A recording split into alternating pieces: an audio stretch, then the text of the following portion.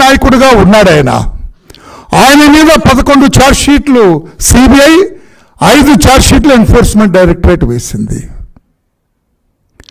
2000 కోట్ల పైచీలకు ఆయన ఆస్తులు స్వాధీనం చేసుకుంది. ఎన్ఫోర్స్మెంట్ డైరెక్టరేట్ చూపు జగన్మోహన్ రెడ్డి గారి మీద ఎందుకు సరిగా పడటం లేదనేది నా ప్రశ్న. జగన్మోహన్ రెడ్డి గారి వైపు మీరు ఎందుకు చూడటం లేదు అనేది నా రెండో ప్రశ్న.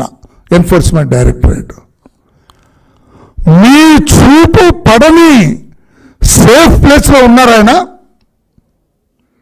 చుట్టూ సూర్యరశ్మి కూడా వెళ్ళదండి, చుట్టూ గోడకట ఒక బంకర్లో ఉన్నాడండి ముఖ్యమంత్రి గారు.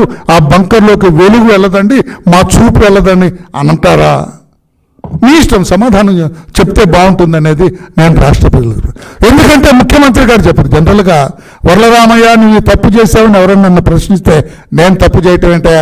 నో, నేను అటువంటి వాడిని కాదు, తప్పు చేయను అని నేను సమాధానం చెప్తా. మరి ఈ ముఖ్యమంత్రి ఏమిటో దేనికి సమాధానం చెప్పడు. ఆయన 2004లో ఎన్నికల అఫిడవిట్లో 2004 ఎన్నికల అఫిడవిట్లో నా ఆస్తుల విలువ 2,12,00,000 చూపించాడు. రాష్ట్రపతులు వినాలి, మన ముఖ్యమంత్రి గారి విపరీత మనస్తత్వం అన్నాను, అది వినాలా. 2003, 2004 ఐటీ రిటర్న్స్లో ఆయన నా వివిధ మార్గాల నుంచి నాకు 9,19,951 రూపాయలు వచ్చింది అన్నారు ఆయన. అందులో 2 లక్షల రూపాయలు ఇన్కమ్ ట్యాక్స్ కట్టారు ఆయన. ఓకే, అంతవరకు. ఇక్కడ మనం అలర్ట్ అవ్వాలా, పాత్రికేయులు, వరలరామయ్య, రాష్ట్ర ప్రజలు కూడా. 2004 వరకు ఓకే, 9 లక్షల రూపాయల ఆదాయం, 2 లక్షల ఇన్కమ్ ట్యాక్స్ కట్టాడట. ఓకే. 2009 అంటే అప్పుడు నాన్నగారు ముఖ్యమంత్రి అయ్యారు.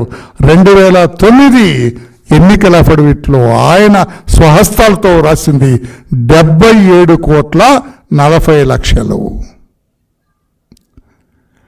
ఈ 4 సంవత్సరాలు వాళ్ళ నాన్న ముఖ్యమంత్రిగా ఉండగా 77 కోట్ల రూపాయలు సంపాదించాడు ఆస్తులు. ఇది అనితర సాధ్యమా అని నేను అడుగుతున్నా. జగన్మోహన్ రెడ్డి గారు ఎందుకు లేదండి, వరలరామయ్యకి వచ్చింది, చంద్రబాబు గారికి వచ్చింది, ఆ సాహెబ్ గారికి వచ్చింది అని చెప్పాలి ఆయన. నేను ఆ రోజున కూడా అడిగాను. నేను హైదరాబాద్ తెలుగుదేశం పార్టీ కార్యాలయం నుంచి ఇదే జగన్మోహన్ రెడ్డి గారి ఆనాడు రాష్ట్ర ప్రధాన కార్యదర్శిగా నేను ప్రశ్నించా, పలు దఫాలు. సమాధానం చెప్పాల. ఎందుకు సమాధానం చెప్పరు మీరు? This is the way I acquired amount. ఈ మార్గాల ద్వారా నేను సంపాదించాను, వ్యాపారం చేశా, కాయకష్టం చేశా, ఉద్యోగం చేశా, ఇటుకో పేల్చా, కంపెనీలు నడిపా. చెప్పు.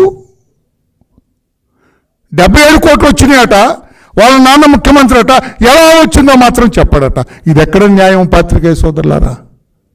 ఇటువంటి వ్యక్తి మనకు ముఖ్యమంత్రి అయితే ఎలా రాష్ట్ర ప్రజలారా? ఇటువంటి వ్యక్తి ఆస్తులు వస్తాయంట, ఎలా వచ్చిందో చెప్పడంట. మీ మౌనం అర్ధాంగీకారం అనుకోమా? మీ మౌనం శిక్షార్హం కాదా? అవినీతి మార్గాలు సంపాదించిన డబ్బని నేనంటే మీరు మౌనంగా ఉంటే అది అంగీకరించినట్టు కాదా? మరి మీరు శిక్షకు అర్హులే కదా జగన్మోహన్ రెడ్డి గారు. తర్వాత ఇంకొక విచిత్రమైన విషయం, 2010 మరు సంవత్సరమే 2009లో 77 కోట్లు, 2010లో 85 కోట్ల రూపాయలు అడ్వాన్స్ ట్యాక్స్ కట్టినాడండి ఆర్థిక సంవత్సరానికి.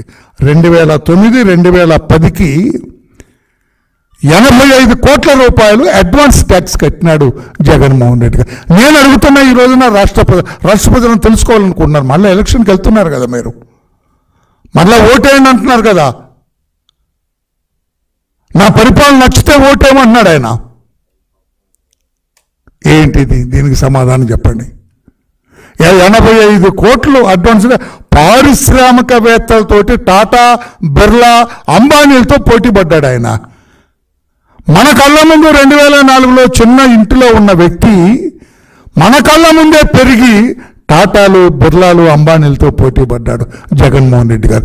ఎక్కడ ఈ ఆస్తులు జగన్మోహన్ రెడ్డి గారు మీకు అని అడుగుతున్నా. అడగటంలో తప్పుందా సార్? చెప్పండి మీరు. మీరు కూడా కొంచెం అప్పుడప్పుడు అటు మొగ్గుతుంటారు. మీరు కూడా జగన్మోహన్ రెడ్డి గారి వైపు చెప్పండి. మీరు అడగకూడదండి అట్లా అంటారా? పోనీ మా జగన్మోహన్ రెడ్డి గారు ఇష్టం వచ్చినట్టుగా సంపాదిస్తారు ఆయన, మీరు అడగకూడదు అంటారా? ఎలాగా? ప్రతిపక్షంగా మా బాధ్యత కదా, మేము అడగాలి కదా. సమాధానం చెప్పమని చెప్పి మేము అడుగుతున్నా. 2000 ఇంకొక విచిత్రం చెబుతాను మీకు. 2011 కడప ఉప ఎన్నికల్లో అఫిడవిట్లో 445 కోట్ల ఆస్తి ఉందన్నాడు. 2,12 లక్షలేమో 2004లో, 7 సంవత్సరాలకి 445 కోట్లకు చేరాడిన. ఎక్కడైనా సాధ్యమా? భారతదేశం ఏంటి రామయ్య గారు, చాలా మందికి వచ్చింది, మన ఆంధ్రప్రదేశ్లో వెంకయ్యకి వచ్చింది, పుల్లయ్యకి వచ్చింది, సుబ్బయ్యకి వచ్చింది అని చెప్పండి. పోనీ ఇంకో రెడ్డి గారికి వచ్చింది చెప్పండి. ఈ రకమైన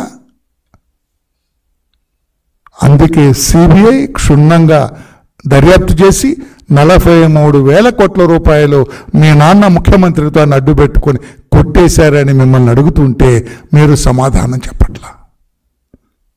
ఈ రోజు నేను అడుగుతున్న సమాధానం చెప్పండి రాష్ట్ర ప్రజలకి.